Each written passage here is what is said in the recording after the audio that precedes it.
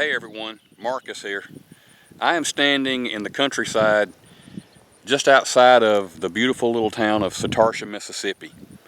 I am standing in one of the spots that makes up a paranormal hot area that is known throughout the state and in legend as the Gates of Hell.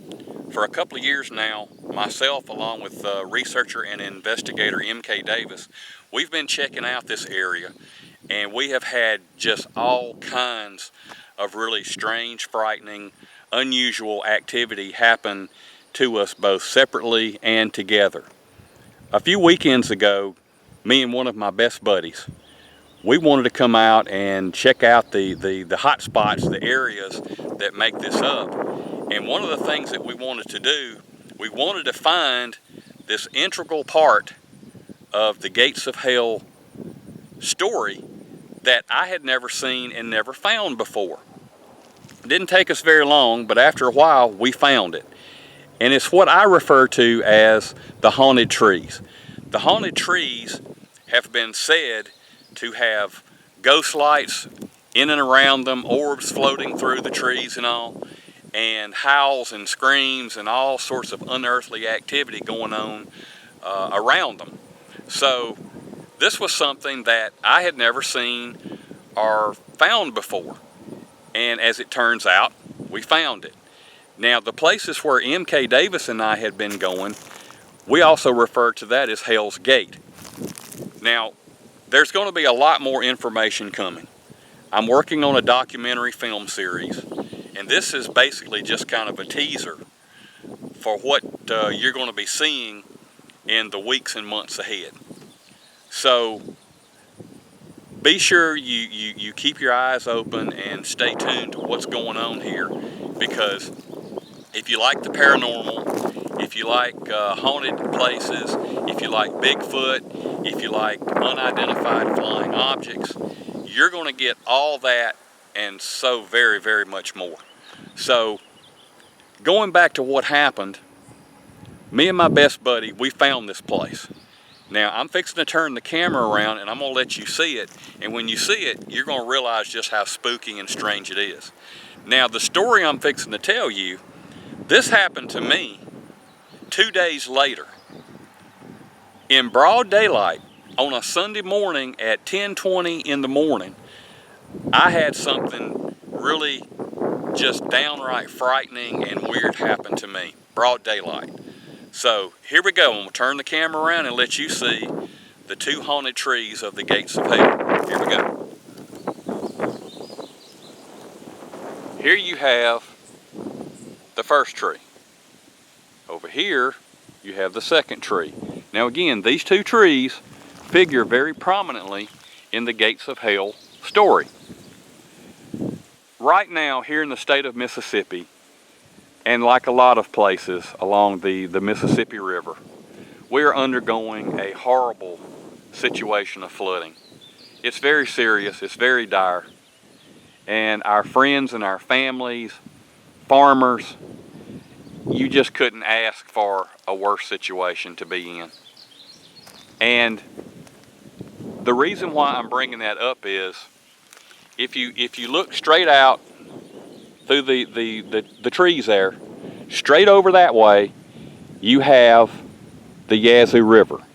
Now the Yazoo River flows through Satartia, Mississippi, and it eases on down, and about 7 miles further down river, you have a confluence. You have where the Sunflower River and the Yazoo River join up. So out here, you have the Yazoo River. And as you can tell, I'll put the camera up. The Yazoo River is way out of its banks. Over here, there is nothing but farmland. There's no homes. There's no houses. Now, I do hear people over there working this afternoon. But on a Sunday morning, it was completely dead. There was nobody over there. Nothing but really flooded land. I mean, that's all that it was. It was there was nobody or nothing there. So after finding this place, I was really excited. So I decided that Sunday morning to get up, come back out here, and shoot some video footage for the documentary. I also decided to shoot a lot of photographs, take a lot of pictures, and incorporate that into the documentary.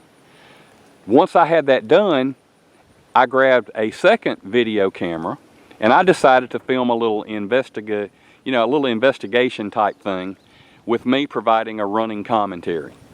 So I got out of my car, I got my camera going, and I started, talking into the camera. So I got right over here. I'm standing right over here on this side of the first tree. I walked over here and I stopped and I'm talking, addressing the camera. And all of a sudden, out of nowhere, from somewhere out there, in that absolutely flooded zone, there came a loud single wood knock. Now, that absolutely caught my attention. Because again, there was nobody over there. There was nobody working. There was nothing going on a Sunday morning anywhere near to where I'm at. So the wood knock got my attention. I decided just to stick it out and see what else would happen. So I went from over here, I worked my way over to the other side of this tree, in between the two, and there's some big old roots for this tree here. I got up on the roots and I'm standing there just filming again, talking away, and all of a sudden, from somewhere out there, there was a loud, horrific scream. And the minute that scream stopped, it was a burst of scream/howls that erupted. These screams and howls probably went on for 30-40 seconds. So by this point, I'm absolutely teetotally at DEFCON 1. I mean, I'm not freaking out. I'm not just, scared yet, but I was really, really on edge. I'll just say it that way. And I'm just thinking to myself, my gosh, it's broad daylight. It's a Sunday morning, and I've got crazy activity happening to me. So I stood there and kind of regained my composure. And as I'm standing there, just stock still, I hear a tree being broken. It was the sound of a small tree that just absolutely sounded like it was being pushed over and just being shredded, just being splintered. It was loud. And there's no mistaking what it was. It was the sound of a tree just being cracked open and demolished.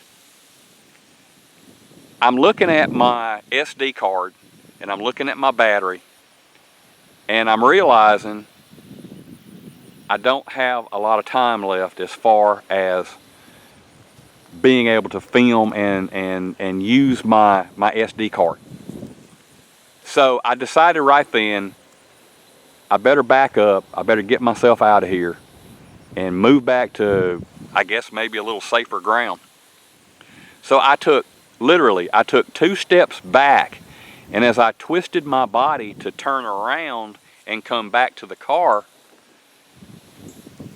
there was another last final loud wood knock. And this one was even louder than the first one. It sounded just tremendous. I just couldn't believe that I've done got 2 wood knocks, a series of screams, and a tree being pushed over and cracked. Now what's crazy is, again, all this out here is flooded. You can see that for yourself right now. I don't know if what was coming at me was coming from up in the trees or what, but I checked both sides of the river. It's flooded. Whatever was doing it, as far as I could estimate, it's almost like it was up in the trees. Now, I did not get the feeling that it was anything paranormal. it just didn't feel that way. This felt like something completely different. And if you study and research Bigfoot, everything that I heard, everything that I'm describing to you guys, it matches up to reported Bigfoot activity. So, was it Bigfoot? I don't know. I didn't see what was making it. Again, I don't think it was anything paranormal, but I can't say that it was. I can't say that it wasn't. What I can say is this. It was real. It really happened. There was no mistaking what it was as far as the sounds. I don't know what was making the screams, but it wasn't a dog, it wasn't coyotes, it wasn't owls, because all those critters can make some really strange, freaky noises. And I've heard all that. That's not what this was. So it leads me towards thinking possible cryptid Bigfoot activity, but I don't know. Again, all I know was that it was real and it happened. And the crazy thing is, this is like the third time while investigating the gates of hell areas, because there's more than one. I think this is just one of several. This is the third time in broad daylight that I have had downright weird, frightening things happen. Now, the documentary is going to cover a whole lot more of this stuff. Things that have happened, again, to both M.K. Davis and myself, together and separately. That's what's going to be in the documentary. We're going to talk about the history of the area, the region, and possible theories as to why things may happen the way they happen out here. We're going to be also consulting paranormal expert, researcher, author, investigator, Sharon Day. She's going to be giving us some information and insight into what may be going on out here. So for now, I'm going to leave this with you. You've heard my story, and I hope that you'll keep checking back and tuning in for what's to come, because it's going to be coming at you very soon, and there's going to be a lot of it. So come back often, check things out. I'll be putting out announcements and teasers and alerts to let you know what's going on whenever we do get ready to put something new up, new content. So be ready, and we'll end with this view of the two haunted trees from the gates of hell.